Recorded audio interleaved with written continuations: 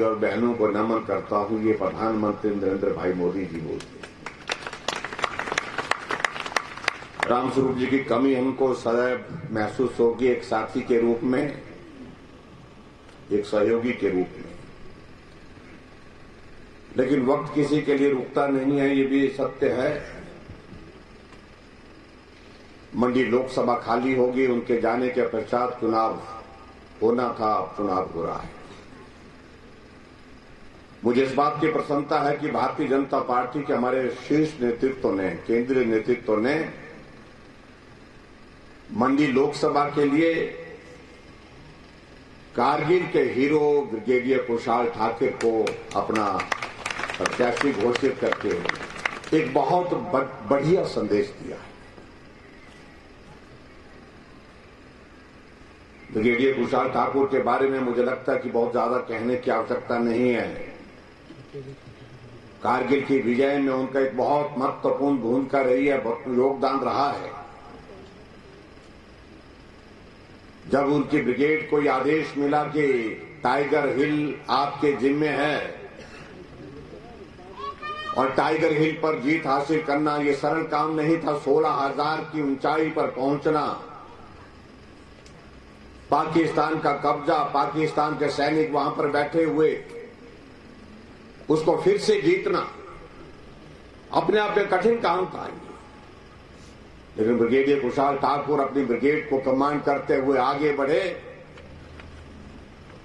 और टाइगर हिल पर जीत हासिल की और भारत का तिरंगा झंडा फहराने में वहां टाइगर हिल पर जो खड़े हुए, उसमें ब्रिगेड कुशाल ठाकुर जी के नेतृत्व में सारी टीम हमारी सेना की खड़ी थी। आज इस चुनाव के दौरान में स्वाभाविक रूप से जब ये दौर आता है तो बातें तो होती हैं। मैं आप सबका इस बात के लिए भी धन्यवाद करना चाहूंगा कि आप सबका बहुत बड़ा आशीर्वाद मिला। हिमाचल प्रदेश में हमारी सरकार को दिसंबर के महीने में 4 वर्ष का कार्यकाल पूरा होने जा रहा है और इन 4 वर्ष के कार्यकाल में 2 वर्ष तो उस दौर में गुजर गए जिसकी हमने कल्पना नहीं की थी। कोरोना का वो दौर, ऐसा दौर जिसके बारे में आदमी सोच भी नहीं सकता था कि कोई ऐसी चीज भी दुनिया में कभी आएगी जिसको हम आंख से देख नहीं सकते खुली आंख से, लेकिन हमको विवश कर देगी। घर के अंदर रहने के लिए पूरी दुनिया दहशत के एक माहौल में रहे। लेकिन आज हमें इस बात की प्रसन्नता है कि आदरणीय प्रधानमंत्री नरेंद्र भाई मोदी जी के नेतृत्व में मजबूती के साथ भारत ने इसका सामना किया। आज उस कोविड के दौर में से हम बाहर निकलते दिख रहे हैं और हिमाचल प्रदेश भी उस दौर में से मैं कह सकता हूं कि उस कोविड के दौर से बाहर निकल रहा है। लेकिन आज इस बात को मैं जरूर कहना चाहूंगा कि अगर हमको हौसला और हिम्मत अगर मिली, वो हौसला और हिम्मत आप सबके सहयोग से मिली। जहां जिस रूप से हमको आपकी मदद चाहिए थी, सहयोग चाहिए थे, आप लोगों ने सहयोग दिया, प्रदेश की जनता ने। मैं अच्छी तरह से याद करता हूं जब वो लॉकडाउन का दौर था, आदरणीय प्रधानमंत्री जी ने आग्रह किया कि लॉकडाउन का अभिप्राय ये है कि हमको अपने घर में रहना है, घर में ही रहना है। तो हमने देखा कि सारे शहर क्या, गांव क्या, सब लोगों ने उस सारी बात को स्वीकार किया और घर में रह करके उनका पालन, उनके आदेश का पालन किया, आग्रह का पालन किया। मैं बहुत ज्यादा वो सारी चीज मैं नहीं कहना चाहता हूं, लेकिन जब आज चुनाव का आज दौर आ रहा है, इस चुनाव के दौर में ये सारी चर्चाएं हमारे सामने खड़ी करने की कोशिशें हो रही है। कुछ लोग हमसे इस बात को पूछने की कोशिश कर रहे हैं कि जयराम ठाकुर को पूछिए कि भाई आपकी एक ही उपलब्धि क्या है।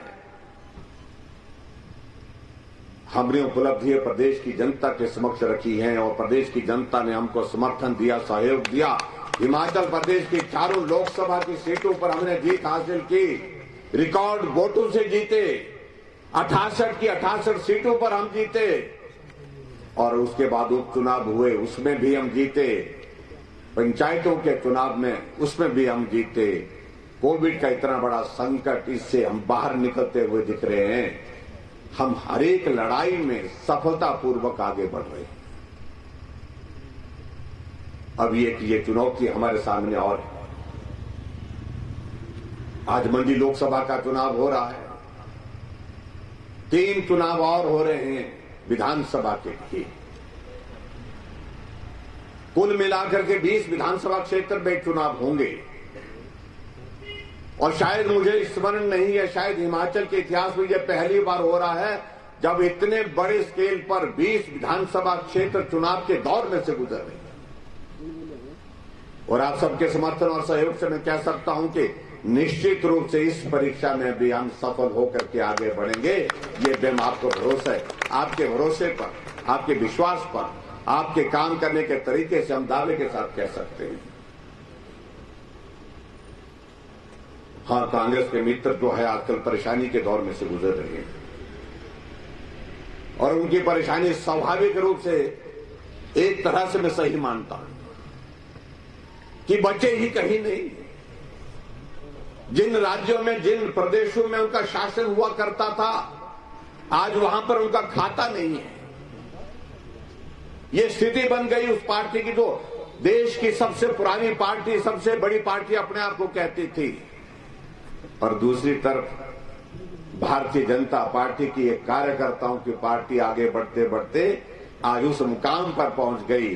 आज भारतीय जनता पार्टी देश की ही नहीं, दुनिया की सबसे बड़ी पार्टी बनकर के हमारे सामने।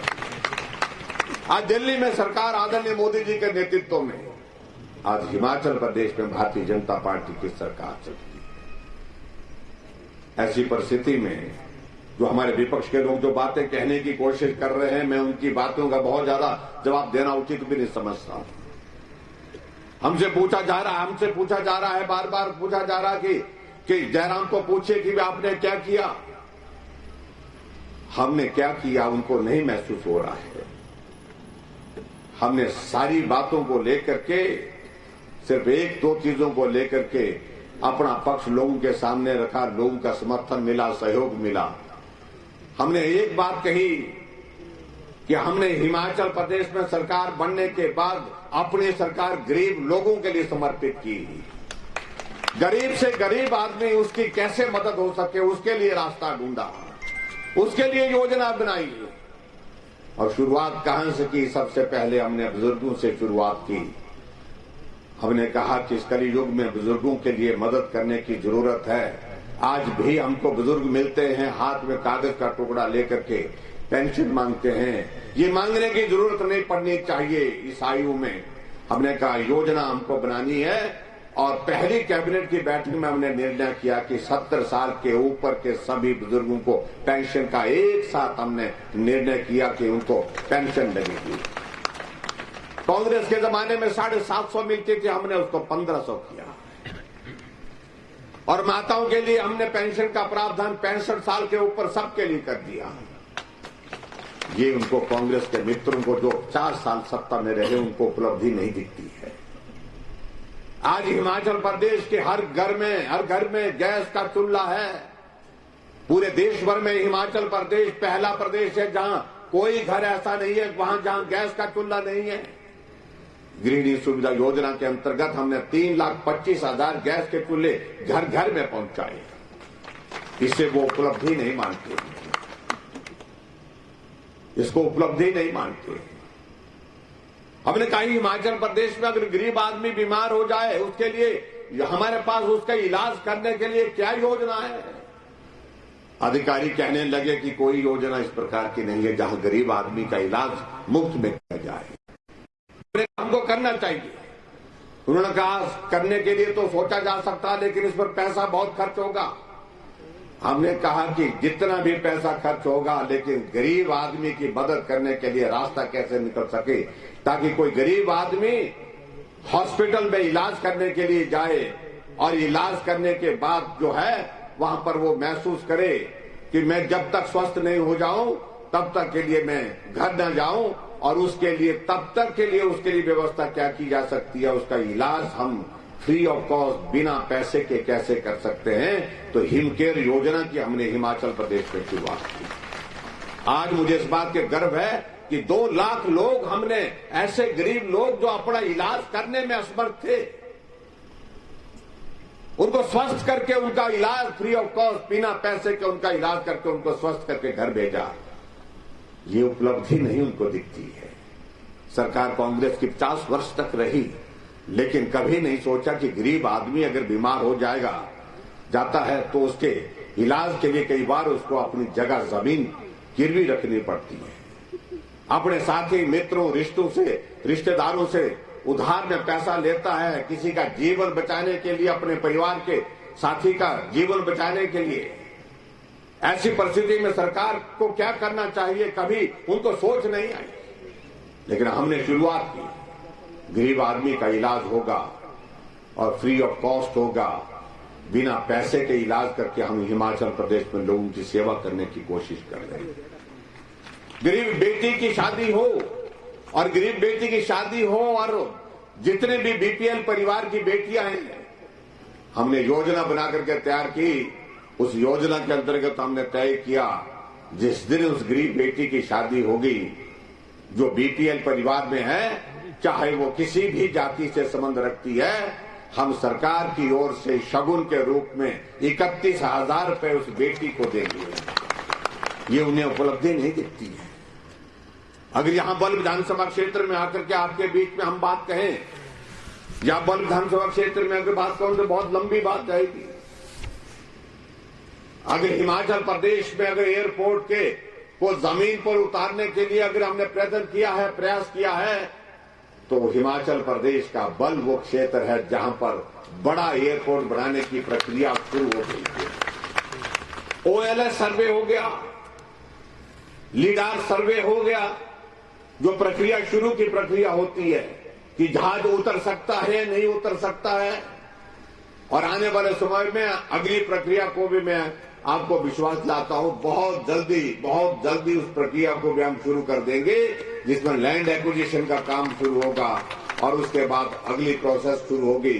वक्त लगेगा, लेकिन ये हमारा सपना है कि हिमाचल प्रदेश में कम से कम एक एयरपोर्ट तो ऐसा एयरपोर्ट हो जो बड़ा एयरपोर्ट हो, जहां बड़ा जहाज उतर सके। कांगड़ा एयरपोर्ट, उसको भी बड़ा करने के लिए हमने प्रावधान किया है और फाइनेंस कमीशन के समक्ष बात रखी है। 400 करोड़ रुपए का प्रावधान करने के लिए रिकमेंड किया है फाइनेंस कमीशन ने कांगड़ा के एयरपोर्ट को, और मंडी के एयरपोर्ट के लिए रिकमेंड किया है कि 1000 करोड़ रुपए जो है फाइनेंस कमीशन की ओर से देने का प्रावधान करेंगे। लेकिन इसको उपलब्धि नहीं मानते हुए मंडी के बल्ह के विधानसभा क्षेत्र में एनडीआरएफ की बटालियन, जिसके लिए दिल्ली के प्रधानमंत्री जी से मिले, गृह मंत्री जी से मिले, एनडीआरएफ होना चाहिए। क्योंकि हिमाचल ऐसी स्थिति में जहां कभी संकट होता, बादल फटता है, बरसात में बहुत बड़े नुकसान होता है, ऐसी परिस्थिति में जहां एनडीआरएफ की बटालियन होनी चाहिए। नहीं तो हमारे यहां पर पंजाब से या दूसरे प्रदेशों से बटालियन भेजी जाती थी मदद करने के लिए, पहुंचने में देर हो जाती थी। हमने कहा कि हमारे यहाँ हिमाचल में एनडीआरएफ की बटालियन होनी चाहिए, और उसके लिए भी जगह का चयन अगर कहीं हुआ है तो बल्ह विधानसभा क्षेत्र के अंदर हुआ है। कहाँ हुआ है? बहना में हुआ है। आपके यहाँ पर पीडब्ल्यूडी का डिवीजन नेर चौक में हुआ, आपके यहाँ पर इलेक्ट्रिसिटी बोर्ड का डिवीजन आपके नेर चौक में करने की हमने बात कही है, तो पूरा कर रहे हैं। आपके यहाँ पर मेडिकल कॉलेज खुला, मेडिकल कॉलेज भी भारतीय जनता पार्टी की सरकार की देन है, और आज मेडिकल कॉलेज नहीं मेडिकल यूनिवर्सिटी हमने खोली है। ये भी आपके बल्ह विधानसभा क्षेत्र के अंतर्गत। और मैं देख रहा था कि नवाड के अंदर 7 बड़ी सड़कें आपके विधानसभा क्षेत्र के लिए प्रवर्तित हुई है। रिवालसर में आप लोगों ने कहा कि फायर ब्रिगेड होना चाहिए, फायर ब्रिगेड खोलने का हमने इंतजाम किया। रिवालसर में आप लोगों ने कहा कि थाना खोलना चाहिए, उसमें थाना खोलने का हमने प्रावधान किया। रिवालसर में सीएचसी है, सीएचसी का दर्जा बढ़ा करके उसको सिविल हॉस्पिटल बनाना चाहिए, उसके लिए हमने काम किया। इसलिए हम कितनी बातों का जिक्र करें, बहुत सारी बातें हैं जिन बातों का जिक्र करने में मुझे लगता है कि बहुत सारा वक्त लग जाएगा। लेकिन कांग्रेस कहते हैं कि हमें कि कोई उपलब्धि नहीं है। शायद उनके हिसाब से उपलब्धि इसको कहते हैं कि 1,86,000 करोड़ रुपए का घोटाला नहीं हुआ, उनके लिए उपलब्धि वो होती है। शायद 1,76,000 करोड़ रुपए का घोटाला उनके लिए तो उपलब्धि वो है। आज 7.5 साल की सरकार केंद्र की आदरणीय मोदी जी के नेतृत्व में चल रही है, लेकिन एक आदमी पर उंगली उठी नहीं, एक आदमी पर उंगली नहीं कि भ्रष्टाचार का कोई आरोप किसी पर लगा हुआ। आज हिमाचल प्रदेश सरकार को 4 साल का कार्यकाल पूरा होने जा रहा है दिसंबर के महीने में, लेकिन हिमाचल में भी कोई उंगली उठा करके हमको कह नहीं सकता कि इस आदमी के ऊपर यह आरोप है। हमने देखी है सरकारें 4 महीने के बाद बहुत सारे बातें निकल जाती थी, 6 महीने के बाद और निकल जाती थी। जहां 4 साल की बात है, 4 साल तक तो बहुत ज्यादा हो जाता था। उन सारी बातों का मैं जिक्र नहीं करना चाह रहा हूं, मैं सारी बातें हम छोड़ देना चाह रहे हैं। अब कांग्रेस की हालत आप देखिए, एक सेना के जवान को हमने, सेना के एक ब्रिगेडियर को हमने इस चुनाव के मैदान में उतारा। हमें सलाह दे रहे हैं कि सेना के लोगों का, आर्मी के लोगों का जो है वो राजनीति में क्या जरूरत है। एक संवैधानिक अधिकार है हर आदमी का, चुनाव कोई भी व्यक्ति लड़ सकता है। और आज की राजनीति में अगर आवश्यकता है ईमानदार लोगों की, निष्ठावान लोगों की, देशभक्त लोगों की, उसमें सेना के जवान के सिवाय कोई दूसरा आदमी उससे बेहतर कोई हो नहीं सकता है। इसलिए ब्रिगेडियर कुशाल ठाकुर को भारतीय जनता पार्टी के केंद्रीय नेतृत्व ने तय किया कि वो चुनाव यहां से लड़ेंगे। मेरे भाई और बहनों, में आप सबके बीच में यही निवेदन करना चाहूंगा कि जीत तो पहले भी हुई, शानदार जीत हुई। शायद 22,000 की कितनी बढ़त रही थी आपकी? 34, सॉरी, हाँ 22,000 की याद आ रही मुझे। 34,000 वोटों से आपने पिछली बार जीत दिलाई। अब की बार थोड़ा बढ़ेगी,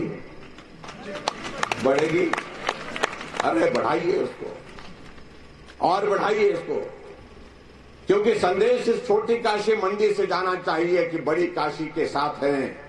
हम नरेंद्र भाई मोदी जी को ये संदेश देना चाह रहे हैं कि छोटी काशी मंडी जो है आपके साथ चट्टान की तरह खड़ी है, उनको मजबूती मिलेगी, उनको ताकत मिलेगी, और हिमाचल प्रदेश में भारतीय जनता पार्टी को ताकत मिलेगी, आपके विधानसभा क्षेत्र के विधायक को ताकत मिलेगी। और ये मैं कह सकता हूं, ये चुनाव अगर बड़े शानदार तरीके से हमने जब जीतना है, जीत तय है, लेकिन जब जीत होगी तो आधा काम आपका अगला भी हो जाएगा, जो 1 साल के बाद होगा वो भी आधा हो जाएगा। और ये मैं दावे के साथ कह सकता हूं, जो हालात परिस्थितियां निश्चित रूप से हिमाचल प्रदेश में 2022 में जब चुनाव की बात आएगी, विधानसभा के चुनाव की बात आएगी, हिमाचल फिर भाजपा की डगर पर चलेगा, हिमाचल भाजपा की सरकार बनाएगा। ये मैं आप सबके बलबूते कह सकता हूं कि मुझे आप सबका आशीर्वाद और सहयोग हमको मिलता है। और कांग्रेस की हालत आप देखिए, हालत क्या होगी कांग्रेस पार्टी की। स्टार प्रचारक बनाने की बात आती है, हमने तो पार्टी के जो नेता यहां मंच पर बैठे हैं इनको स्टार प्रचारक, आदरणीय शांता कुमार जी, आदरणीय धूमल जी हैं, हमारे पार्टी के प्रदेश के अध्यक्ष हैं, हम हैं, मंत्री हैं, विधायक हैं। लेकिन कांग्रेस ने स्टार प्रचारक किसको बनाया? कन्हैया कुमार को, जो कन्हैया कुमार कल तक कम्युनिस्ट हुआ करता था जेएनयू में। ये वो कन्हैया कुमार है जो नारे लगाता था भारत तेरे टुकड़े होंगे 1000। वो भारत वो जाकर के हिमाचल का स्टार प्रचारक बन करके आ रहा है। ये वो कन्हैया जिसने कहा अफजल हम शर्मिंदा हैं, तेरे कातिल जिंदा हैं। अफजल कौन था? अफजल वो था जिस अफजल ने लोकसभा पर हमला किया था और दर्जनों लोग उसमें मर गए थे। और ये कन्हैया वो कन्हैया जिसने सेना के जवानों के ऊपर कहा कि सेना के जवान कश्मीर में महिलाओं के साथ अत्याचार करते हैं, देशद्रोह का मामला उनके ऊपर दर्ज है, लेकिन वो कांग्रेस पार्टी का स्टार प्रचारक है। इससे बड़ी दुर्भाग्यपूर्ण परिस्थिति हो नहीं सकती। लेकिन दुख तो हमें इस बात का तब हुआ जब कांग्रेस के बड़े नेताओं ने इस बात का जिक्र किया कि कारगिल का युद्ध तो युद्ध था ही, वो तो मामूली सी घुसपैठ थी। 527 सैनिक शहीद हो गए, 52 सैनिक हमारे हिमाचल प्रदेश के शहीद हुए। नौजवान यहां इस बल की धरती में जो है, यहां पर भी शहादत के जो है वो पार्थिव शरीर पहुंचे, लेकिन उसके बावजूद भी कह रहे कि वो युद्ध नहीं था, वो तो मामूली घुसपैठ थी। तो घुसपैठ किए थे, उनको तो धक्का दे करके निकाला जा सकता था। मैं समझता हूं ये सारी बातें दुर्भाग्यपूर्ण हैं। इसलिए मैं बहुत लंबी बात नहीं कहूंगा। मैं आप सबसे इतना ही निवेदन करना चाहूंगा, इन बातों का जवाब देने का वक्त आ गया है और वक्त है 30 तारीख को ब्रिगेडियर कुशाल ठाकुर को आप भारी बहुमत से यहां से चुन करके भेजें और हिमाचल को भी ताकत मिलेगी, गांधी जी को भी ताकत मिलेगी और दिल्ली में नरेंद्र भाई मोदी जी को भी ताकत मिलेगी। आज राम जन्मभूमि पर हमारे सामने भव्य मंदिर का निर्माण का कार्य शुरू हो गया। आज जम्मू कश्मीर में धारा 370 समाप्त हो गई। आज ये सारी बातें जिनकी हम कल्पना नहीं कर सकते थे, ये तब हुआ जब देश को मजबूत नेतृत्व नरेंद्र भाई मोदी जी के रूप में मिला। ये तभी संभव हो पाया है। आज 100 करोड़ का कोविड का टीका लग गया, कोविड की वैक्सीन लग गई, ये हमारे लिए कितनी खुशी की बात है। और उसमें मुझे और भी इससे ज्यादा बढ़कर के खुशी की बात है कि हिमाचल प्रदेश पहली डोज लगाने वाला पूरे देश में पहले स्थान पर रहा। आप सबका सहयोग मिला, आप सबका समर्थन मिला, उसकी वजह से संभव हो पाया। इसलिए मैं आप सबका बहुत आभार व्यक्त करता हूं। लेकिन एक बात मैं कह करके अपनी बात को पूरी करूंगा कि आप सब मतदान करने के लिए जरूर जाएं। आपके रिश्तेदार, साथी, दोस्त, बच्चा, बेटा जहां भी, चाहे पढ़ाई के लिए अगर बाहर गए हैं, चाहे नौकरी के लिए बाहर गए हैं, किसी काम से भी बाहर गए हैं, उनको कहें कि आएं, मतदान जरूर करें। भारतीय जनता पार्टी की जीत निश्चित है और ये जीत शानदार होनी चाहिए। और आज हमारे लिए सौभाग्य की बात है कि आदरणीय श्री शांता कुमार जी हमारे बीच में हैं और उनका भी मैं अभिनंदन करते हुए जिनने हिमाचल प्रदेश में भारतीय जनता पार्टी को मजबूत बनाने में बहुत जीवन भर उनने जो योगदान दिया है, उसको हम भूल नहीं सकते हैं। आदरणीय श्री शांता कुमार जी का हम बल की ओर से और हिमाचल प्रदेश की सभी जनता की ओर से पार्टी के संगठन को मजबूत करने के लिए जो योगदान रहा है, उसको सदैव याद रखेंगे। इतनी बात कहते हुए आप सबका बहुत बहुत धन्यवाद। नमस्कार, जय हिंद, जय हिमाचल, जय श्री राम।